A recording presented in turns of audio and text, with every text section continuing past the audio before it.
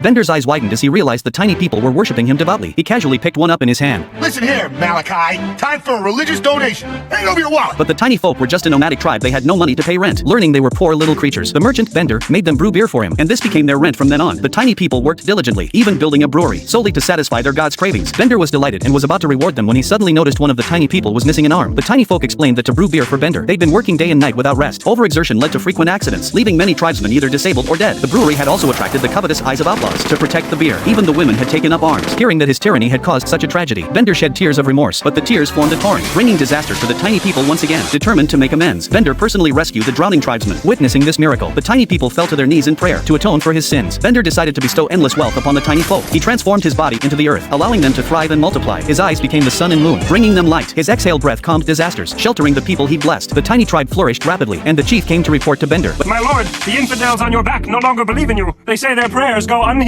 Of course they're unheeded. How am I supposed to hear prayers coming out of my ass? They talk of war against the faithful. I beseech thee, rise up against them. Smite someone who deserves it for once. But Bender refused to intervene. He could help them survive, but he would not meddle in their internal affairs. He handed over the right to handle the matter to the chief. Before long, a miniature world war broke out. Countless weapons were invented, even missiles and atomic bombs, all used to bomb Bender's body. In the end, both sides suffered catastrophic losses, and all the tiny people were driven to extinction. They're dead.